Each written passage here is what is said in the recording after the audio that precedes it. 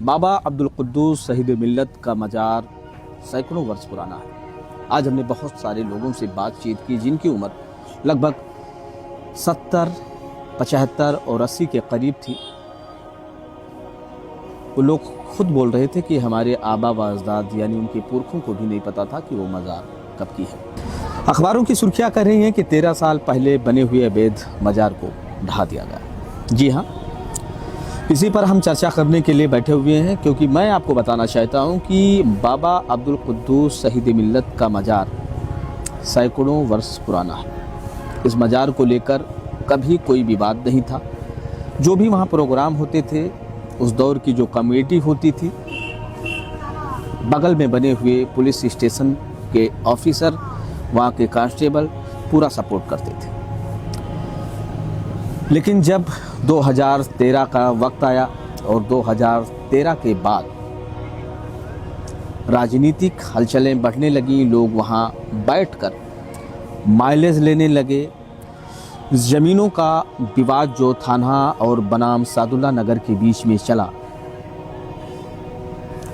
उसकी शुरुआत वहीं से हुई। जनपद बलरामपुर में थाना सादुल्ला नगर के परिसर से सटे सैकड़ों वर्षों से स्थापित बाबा शहीद मिल्लत अब्दुल कुद्दूस शाह की प्राचीन दरगाह को कल देर शाम अचानक बुलडोजर से गिरा देने जाने की खबर से इलाके में बेहद गम और तनाव का माहौल है।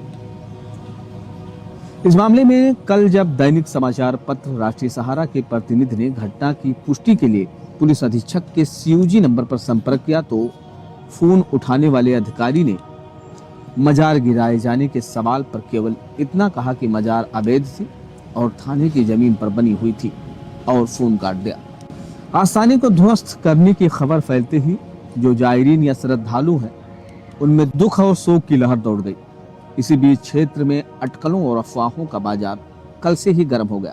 तेज बुलडोजर की आवाज, जिसे लोग गड़गड़ाहट बता रहे हैं, सुनाई देने पर स्थानीय नागरिकों को यकीन हुआ कि आस्थाने को गिराने की कार्रवाई शुरू हो चुकी है। सूत्रों के अनुसार कल 1 दिसंबर 2025 को दोपहर लगभग 2 बजे से 2:30 बजे के बीच पुलिस और स्थानीय प्रशासन ने 2 बुलडोजर की मदद से मजार को गिराया। इलाके में भारी संख्या में पुलिस बल लगाकर क्षेत्र को छावनी में बदल दिया गया है। जिम्मेदार अधिकारी मीडिया से दूरी बनाए हुए हैं और घटना के बारे में बयान देने से बच रहे हैं। यह मजार हिंदू मुस्लिम एकता की मिसाल मानी जाती थी, जहां दोनों समुदाय के लोग श्रद्धा के साथ हाजिरी लगाने पहुंचते थे। अब आइए जानते हैं कि कब और कैसे शुरू हुआ विवाद। आज हमने और हमारी टीम ने स्थानीय लोगों से बात की, तो उन लोगों का कहना था कि 2013 से पहले मजार को लेकर किसी भी तरह का कोई विवाद नहीं था।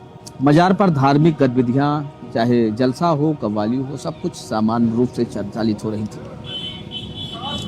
लेकिन 2013 के बाद कुछ स्थानीय राजनीतिक हस्तियों की सक्रियता बढ़ने के साथ ही इस पवित्र स्थल को विवादों में घसीट लिया गया और मामला अदालत तक पहुंच गया।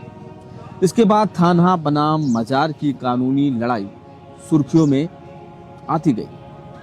मजार की देखरेख करने वाली नई कमेटी आस्काने बाबा शहीद मिल्लत का आरोप है कि प्रशासन द्वारा की गई इस कार्रवाई से पहले उन्हें कोई भी नोटिस नहीं दिया गया, न ही किसी अदालती आदेश की जानकारी साझा की गई और अपील का वैधानिक समय भी नहीं दिया गया।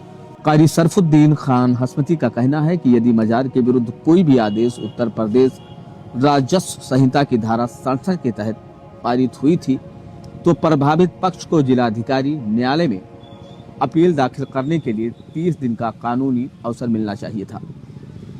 इन 30 दिनों के दौरान कोई दंडात्मक कार्रवाई या भौतिक हस्तक्षेप नहीं किया जा सकता।